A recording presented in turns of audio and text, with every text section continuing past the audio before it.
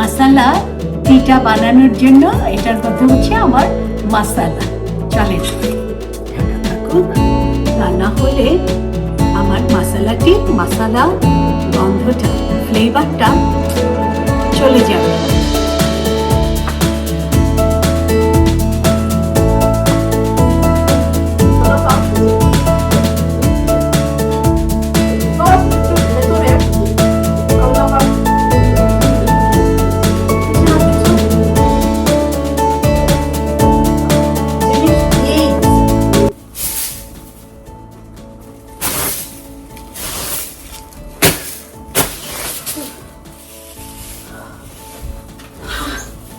বাবা, আমি টায়ার্ড হয়ে গেছি বাবা, আর পারতেছি না, আর পারতেছি না।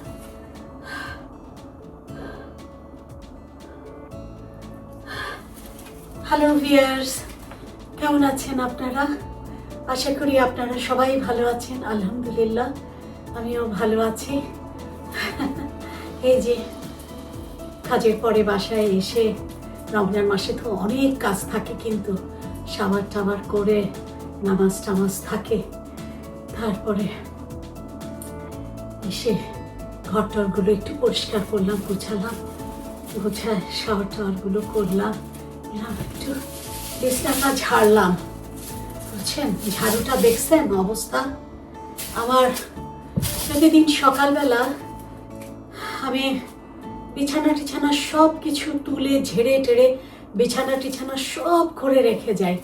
তারপরেও সারাদিন পরে বাসায় এসে আমার না, এই যে এটাকে কি বলে চেনেন তো, শলার ঝাড়ু দিয়ে বিছনাগুলো একটু না ঝাড়লে ভালো লাগে না।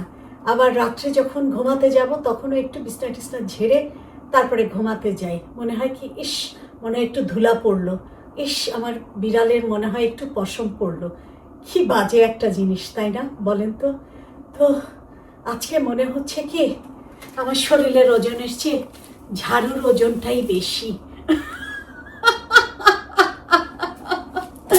নিতে পারছি না, টায়ার্ড লাগছে। আগে খুব সুন্দর একটা চিকন একটা ঝাড়ু কিনে দিয়েছিল আপনাদের পেটুক, বিছনা, ওটা যখন নষ্ট হয়ে গেছে তারপরে সে ভিয়েতনামের স্টোর থেকে এই ঝাড়ু কিনে নিয়ে আসছে। আমি আপনাদের পেটুককে বললাম, এটা দিয়ে কি আমি বিছনা ঝাড় দিব, না এটা দিয়ে আমি বাতাস খাবো? কি নিয়ে আসছে, এটা কি পাখা না ঝাড়ু? একের মধ্যে দুই, 2 in 1। তা বলে কি, না এটা ঝাড়ু, এটা দিয়েই ওরা ঝাড়টার দেয়। আমি বলছি, এটা তো আমার থেকে ওজন বেশি, এটা দিয়ে ঝাড়ু দিতে গেলে তো আমি টায়ার্ড হয়ে যাব। সত্যি আমি টায়ার্ড হয়ে গেছি, এটার ওজন আমার থেকে বেশি। মোটামুটি সব হয়ে গেছে, খালি আমার একটু গাছগুলোতে পানি দিতে হবে। আমি আমার ইনডোর প্ল্যান্টগুলোতে সপ্তাহে একদিনই পানি দিই।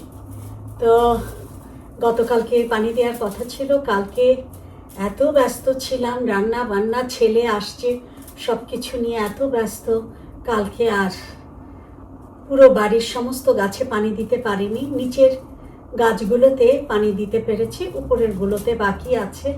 তো আগের থেকে গাছ অনেক কমিয়ে ফেলেছি, এখন আর পারি না, সব টেনে সব গাড়াজে রেখে এসেছি। আপনাদের পেটুককে বলছি এগুলো সব বাইরে দিয়ে দাও, এবার আর আমার পক্ষে এত গাছ টেক কেয়ার করা সম্ভব না, এখন আর পারি না।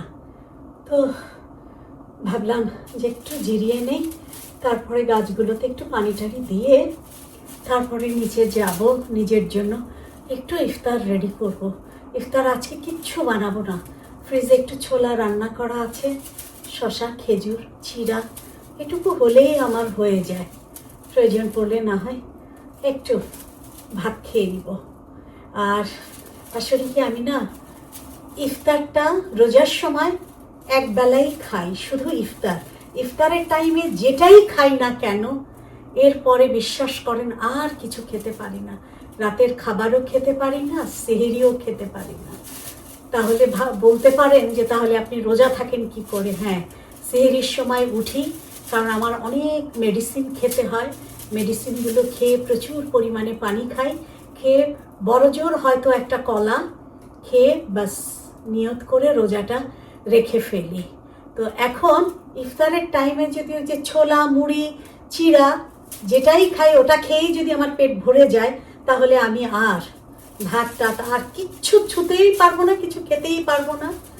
তো এর জন্য কি হয়, রোজাটা সারাদিন কাজের পরে বাসায় এসে রোজাটায় শেষ বেলায় আমাকে ভীষণ দুর্বল করে দেয়, ভীষণ উইক হয়ে যায়। মনে হয় কি মুখ দিয়ে কথা বের হয় না, চোখের পাতা নাড়তে পারি না, একেবারে মনে হয় যেন পুরো রুগী রুগী লাগে। তো চলেন একটু আপনাদের সাথে নিয়ে গাছগুলোতে একটু পানি দেই, পানি টানি দিয়ে তারপর নিচে যাই, আমার ইফতারটুকু রেডি করি। এই দুষ্ট ছেলে কি করছে? আর কি বলবো, এই যে জানেন রোজার সময় সত্যি সত্যি সময় পাওয়া যায় না।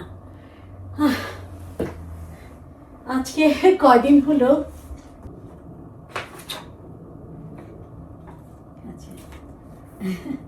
সময় পাচ্ছি না। ফ্রাইডেতে টিপু ভাই অনলাইন থেকে বেশ কয়েকটা বই অর্ডার করেছে, তার ভেতরে আমার জন্য একটা বই অর্ডার করেছি।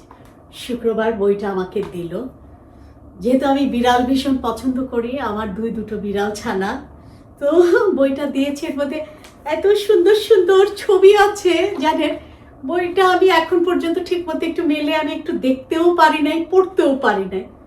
যেটুকুই আছে যে একটু পড়বো, ছবিগুলো একটু দেখবো বিড়ালদের, এখন পর্যন্ত সুযোগই হয়নি। রেখে দিছি, একদিনই মনে হয় একটু কয়েকটা পৃষ্ঠা উল্টে উল্টে দেখার চেষ্টা করেছি। বাংলাদেশে থাকতে তো প্রচুর বই পড়ার অভ্যাস ছিল, এখানে আসলে সময়ই পাই না, সত্যি কথা বই পড়ার, একা একা সব কাজ করতে হয়, তো যে কারণে সময়টা আর হয়ে ওঠে না। চলেন যাই, যেখানেই যাচ্ছি সেখানেই ধূপ করে বসে পড়ছি, যেখানেই যাচ্ছি ধূপ করে বসে পড়ছি, না আর বসা যাবে না। চলেন যাই, আপনাদের সাথে নিয়ে গাছগুলোতে একটু পানি দিয়ে নিই। আজকে গাছে পানি না দিলে আর এই এক সপ্তাহে আর গাছে পানি দেওয়া আর হবে না।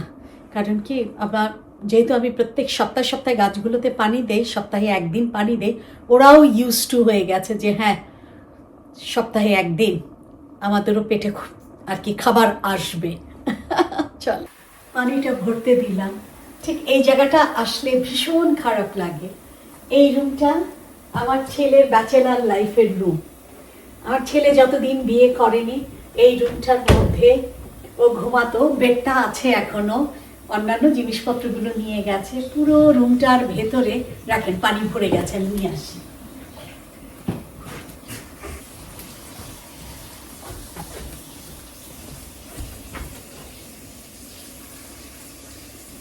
তো রুমটার মধ্যে এত কম্পিউটার সেট করে এত সুন্দর করে ইয়ে করেছিল, কাজের থেকে ফিরে রাত্রে বসে বসে গেম খেলতো। তো খারাপ লাগে, বেডটা আছে আর কোনো। আর এ পাশে যে বেডরুমটা, এটা হচ্ছে ওর বিয়ের পরে এটা ওরা বেডরুম বানিয়েছিল, ওটা এভাবেই লক করা পড়ে আছে।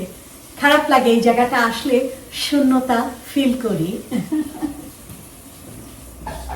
এই তো এগুলোই আসলে পার্ট অফ লাইফ। এখন আস্তে আস্তে খারাপ লাগলেও মেনে তো নিতেই হবে, তাই না? Part of life. তো চলে যাচ্ছে দিন। এখন ওদের ভালো কিছু শুনলে ভীষণ ভালো লাগে, মাঝে মাঝে ফোন করে বলে এটা কিনেছি, এটা করেছি, ওটা করেছি, শুনতে ভীষণ ভালো লাগে, শুনতে ভীষণ ভালো লাগে। হ্যাঁ চলেন, এপাশে গেস্ট রুমে আরেকটা গাছ আছে, গাছটাতে একটু পানিটা দিয়ে দিই। এই রুমটার একটা ইন্টারেস্টিং একটা গল্প আছে। তো এই রুমটাতে আমার ছেলের বিয়ের সময় ওর মামা শ্বশুর ইউকে থেকে এসে 5-6 দিন থেকে গিয়েছিল। তারপর থেকে আমাদের এই গেস্ট রুমটা হয়ে গেছে মামার রুম। এখন কথায় কথায় হয়ে যায়, আকিব তোমার মামা শ্বশুরের রুমে গিয়ে দেখো, দেখো ড্রয়ারে এই জিনিসটা আছে কিনা, বা আমার মেয়েকে হয়তো ডাক দিয়ে বলতাম, আচ্ছা এটা খুঁজে পাচ্ছ না, দেখো তোমার মামার রুমে আছে কিনা। তাই সেটাই আর কি, মানুষ চলে যায় কিন্তু অনেক সময় জিনিসগুলো থেকে যায়। চলেন, আমার গাছগুলোতে মোটামুটি পানি দেওয়া হয়ে গেছে, চলেন এখন নিচে যাই, ইফতারটা রেডি করি আপনাদের সাথে নিয়ে। চলেন বুলেট।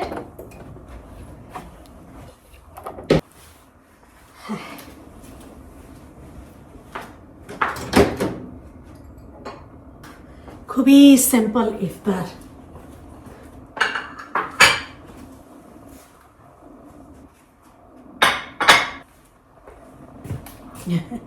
এই যে আমার জন্য একটু চিড়া, চিড়ার সঙ্গে একটু কিশমিশ দিয়ে নিয়েছি, ধুয়ে নিই চিড়াটা। আসলে সারাদিন রোজা থাকার পরে চিড়াটা খাবে, পেটটা ঠান্ডা থাকে, ভালো লাগে।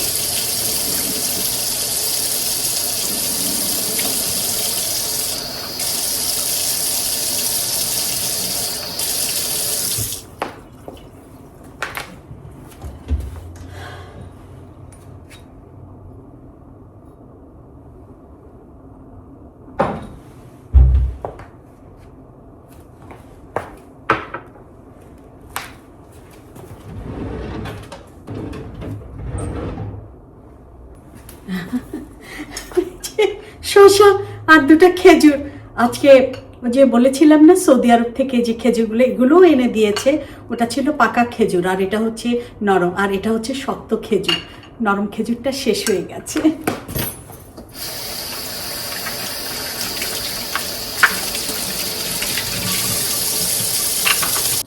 শসাটা ছিলে, এই শসাটা খেতে ভালোই লাগে রোজা মাসে।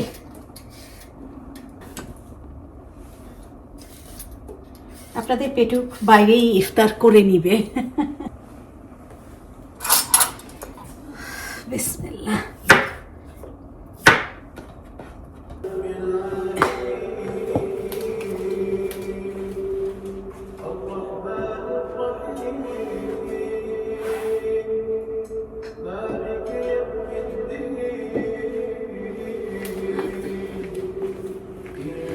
আজকে ছোলা রান্না করাই ছিল, একটু ছোলা নিয়ে নিয়েছি।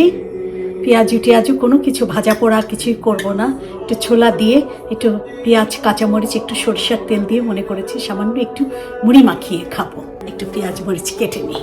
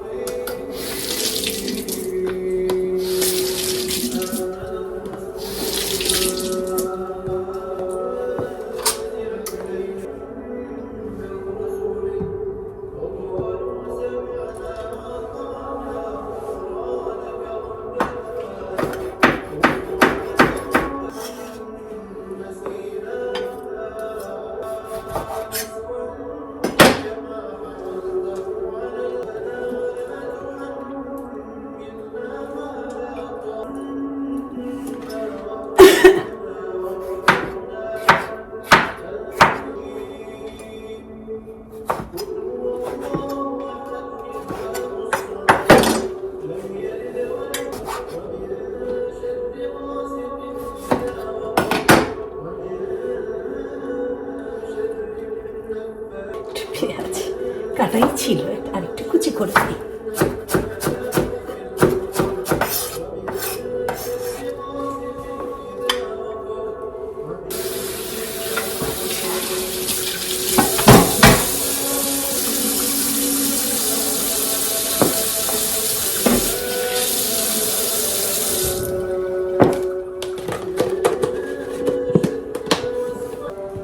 আজকে মজার একটা জিনিস বানাবো। সারাদিন তো চা কফি কিছু খেতে পারি না, তো আজকে ইফতারের পরে একটু মশালা টি খাবো। তো মশালা টি, মিল্ক না, ব্ল্যাক টি খাবো, কিন্তু মশালা টি।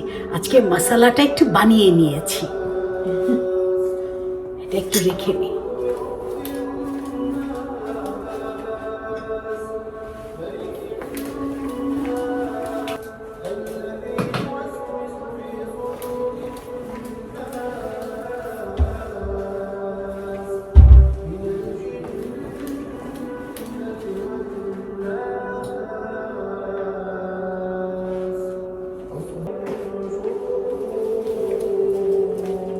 বলেছি না তাহিল, তাহিল দিয়ে তো তাহিল দিয়ে শশাটা খাবো।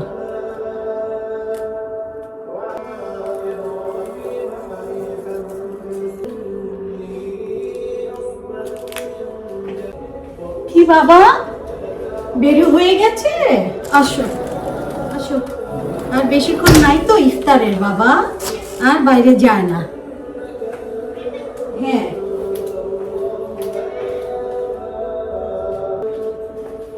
এই যে মাসালা টিটা বানানোর জন্য এটার মধ্যে হচ্ছে আমার মাসালা। চলেন চায়ের কেটলির মধ্যে সবকিছু রেডি করে রাখি।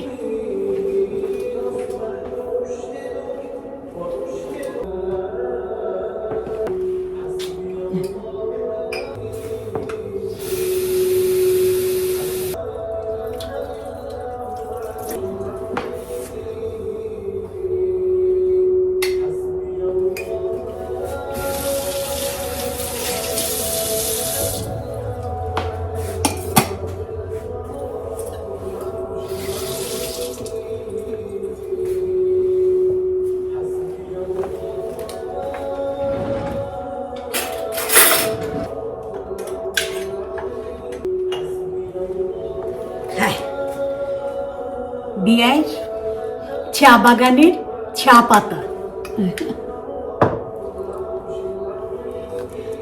হ্যাঁ, দিয়ে দিচ্ছি আমার মাসালা টির মাসালা।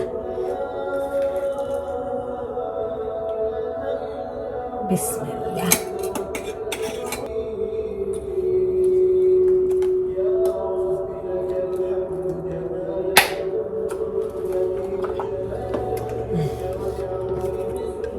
বহুত কিছু দিয়ে মশলাটা বানিয়েছি, জানতে চাইলে লিখে জানাবে আমি কি কি দিয়ে আমার মশলাটা বানিয়েছি, রেসিপিটা দিয়ে দিব। ইফতারের পরে চাটা।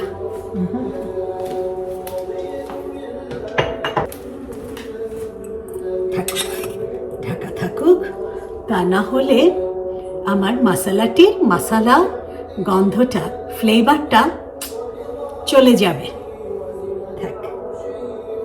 আর এখানেও পানিটা গরম দেওয়ার জন্য এখানেও পানিটা রেডি করে রেখে দিই।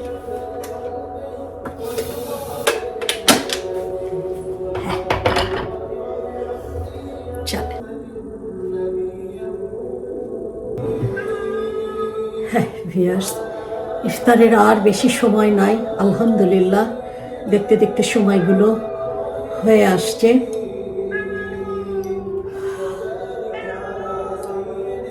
সম্ভবত আর 4 মিনিট বাকি আছে।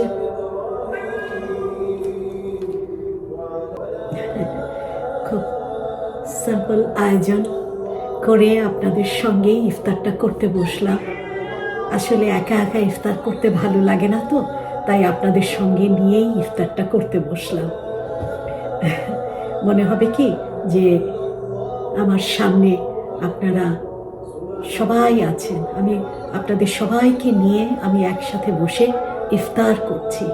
আলহামদুলিল্লাহ, আল্লাহ যেন আমাদের সবার সমস্ত মনের বাসনা আল্লাহ পাক যেন পূরণ করে দেন, আমাদের সবার সমস্ত দোয়া আল্লাহ পাক যেন কবুল করে দেন। আমাদের বাবা মা, আত্মীয় স্বজন, বন্ধু বান্ধব, প্রতিবেশী যে যেখানে পরপারে চলে গেছেন, আল্লাহ পাক সবাইকে জান্নাতবাসী করুক, তাদের কবরের সমস্ত আযাব মাফ করে দেখ এবং সবাইকে যেন শান্তিতে রাখেন। এই আর কি চাইব। আর আমাদের দুনিয়াতে আমাদের যাদের বাবা মা, আত্মীয় স্বজন, ভাই বোন যে যেখানে বেঁচে আছে, সবার প্রতি আল্লাহ পাকের যাতে খাস রহমত যাতে নাজিল হয়। আমিন আমিন আমিন। তো চলেন দোয়া দুরূদগুলো পড়তে পড়তে ইনশাআল্লাহ ইফতারের সময়টা হয়ে যাবে। না বাবা, এখন কোথাও যাওয়া যাবে না, এখন দোয়া পড়ো ইফতারের সময়।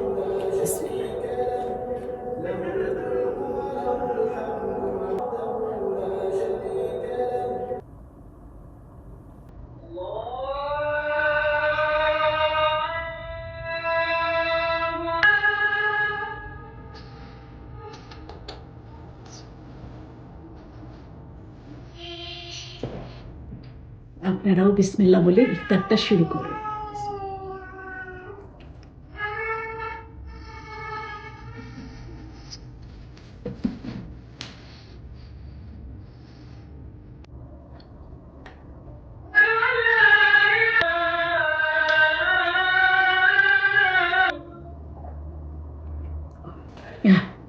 আমার রমজানে আমার প্রিয় খাবার চিড়া।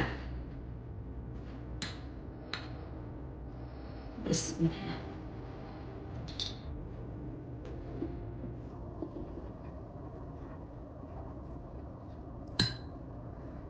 আমাদের বাসাতেও আমার আম্মা রমজানে, পুরো রমজান মাসে এরকম চিড়া, দই এবং কলা এটা থাকবেই। সবার প্রথম আমাদের সবাইকে এটাই খেতে হবে।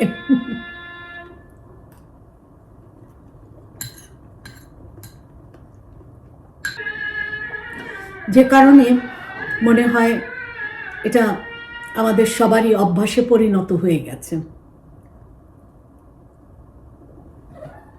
এখন মুড়িটা রেডি করে রেখে চাটা বানিয়ে চলেন আমরা সবাই নামাজটা আদায় করে নিই। তারপরে নামাজের পরে সবাই আরাম করে বসে বাকি ইফতারটা খাবে। এটাই মনে হচ্ছে আল্লাহর নিয়ামত। সত্যি কথা, আল্লাহর নিয়ামত। আমার রিজিকে যা রেখেছে আমি তাতেই খুশি। আল্লাহর নিয়ামত।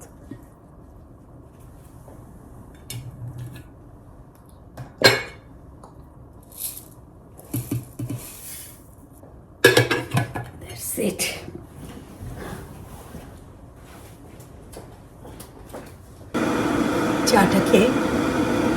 চাটাকে বানিয়ে রেখে যাই, কারণ চাটার ভেতরে সাথে সাথে তো চাটা বানালে খেয়ে মজা পাবো না, তো গরম পানিটা দিয়ে চাটা রেডি করে রেখে যাই। তারপরে নামাজের পরে বসে আরাম করে মুড়ি মাখানো আর চা, আর আপনাদের সঙ্গে জম্পেশ আড্ডা।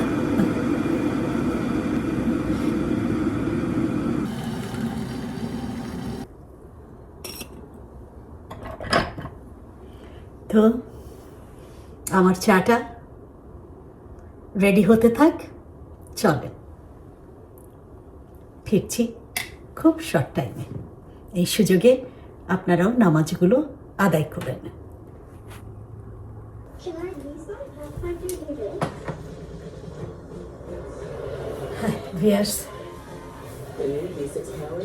চলে আসলাম। এখন একটু বাকি ইফতারিটা শেষ করব। ভীষণ চায়ের নেশাও উঠেছে, চা খেতে ইচ্ছে করছে।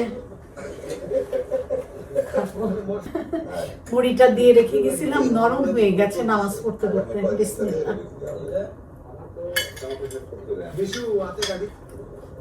টমেটো কুচি দিয়েছি যে, ওই জন্য একদম নরম হয়ে গেছে। কি আর করা, আল্লাহ রিজিকে রাখছে। গতকালকে রান্না করার সময় আপনাদেরকে একটা গল্প বলতে চেয়েছিলাম হলুদ নিয়ে, পরে ভুলেই গেছি। তাড়াহুড়া করে রান্না করতে হবে, শেষ করতে হবে, ছেলে আসবে, ভুলে গেছি। আজকে বলছি, দেখেন একবার আমার আম্মা ভীষণ পশু পাখি পছন্দ করতেন। বিড়াল, কুকুর, খরগোশ, পাখি সবকিছুই আমাদের বাসায় আমরা পালতাম। তো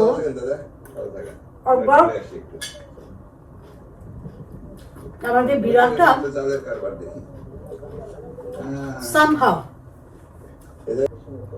somehow সে কিভাবে যেন বাসার থেকে বেরিয়ে গেছে। মনে হয় অন্য কোনো বিড়ালের সঙ্গে সে কোথাও হয়তো চলে গিয়েছিল।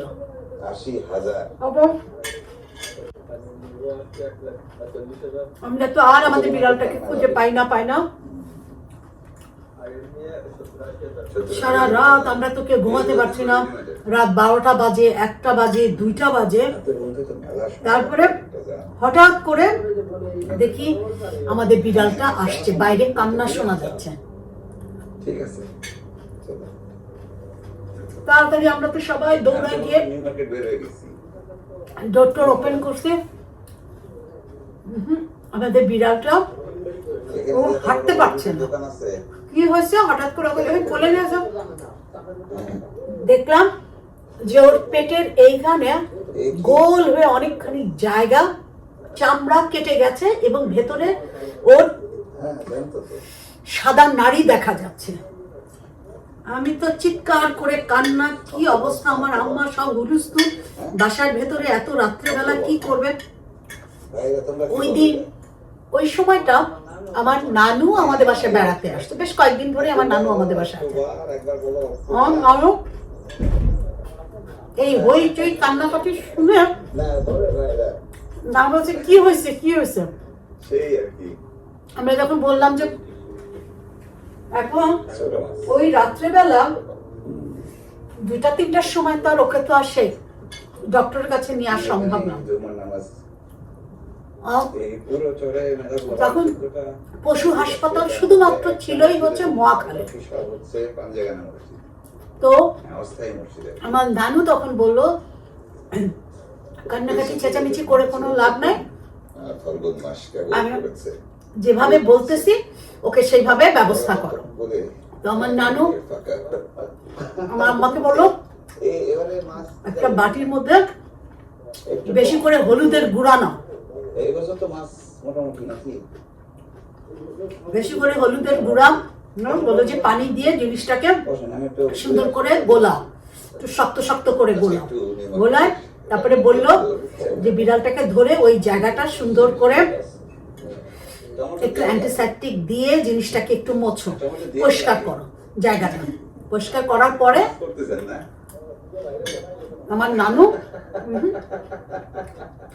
এতগুলি গোলানোর পরে এতগুলো হলুদ হয়েছে, সমস্ত হলুদটা কাটা জায়গা ওই জায়গাটা দিয়ে বললো যে আপনি সুন্দর করে পুরো পেটটা সুন্দর করে ব্যান্ডেড করে দাও। পরের দিন যাই হোক, পরের দিন তো ওকে আমরা ডক্টরের কাছে নিতে চাইলাম, নানু বললো নিতে হবে না, 3টা দিন দেখো তারপরে। সত্যি সত্যি একদিন পর একদিন আমার নানু সুন্দর জিনিসটাকে খুলে আম্মাকে বলতো এটা খুলে আবার নতুন করে হলুদ গোলাও, গোলায় ওই জায়গাটা আবার এরকম একটু শক্ত শক্ত করেই আর কি ওই জায়গাটা দাও, আবার ব্যান্ডেড নতুন করে ব্যান্ডেড করো প্রতিদিন। আর কি একদিন পর পর জিনিসটাকে ড্রেসিং করো, ড্রেসিং করে হলুদ দিয়ে। বিশ্বাস করবেন না 15 দিনের মধ্যে তার ওই জায়গাটা শুকায় গেল।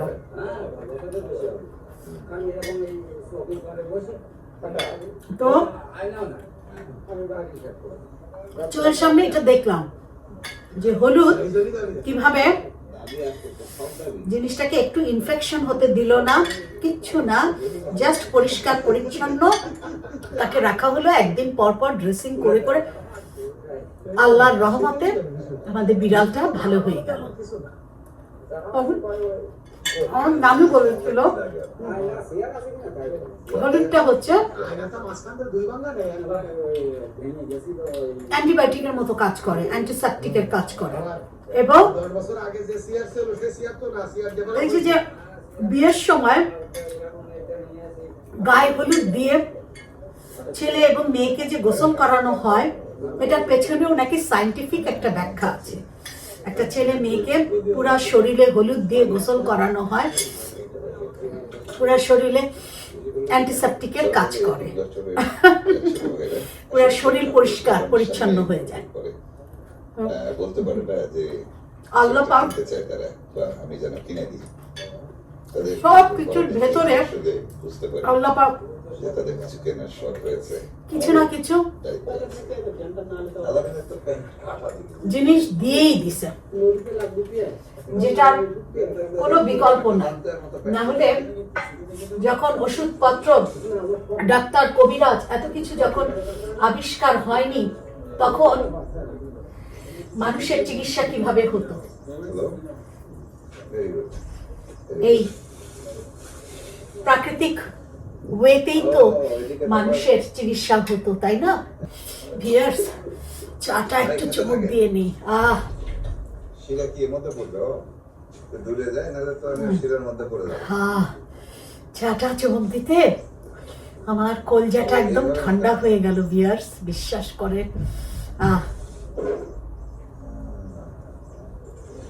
রোজার সময় আমার এই চাটা আমি যে কি ভীষণ মিস করি। কতক্ষণ লাগবে? তারপরেও আল্লাহর কাছে শুকরিয়া যেটাকে যে সংযম করে থাকতে পারি, এটাই তো সংযম, তাই না?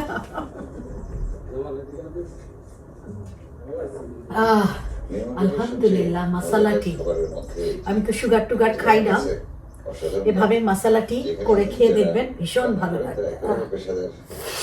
আল্লাহ, দেখতে দেখতে আজকে একটু সময় নিয়ে শাওয়ারটা করেছিলাম, তো শাওয়ার করে একবারে অজু টুজু করে অনেকক্ষণ শাওয়ার করে একটু মনে হচ্ছে যেন ঠান্ডা লেগে গেছে, নাকে পানি চলে আসছে।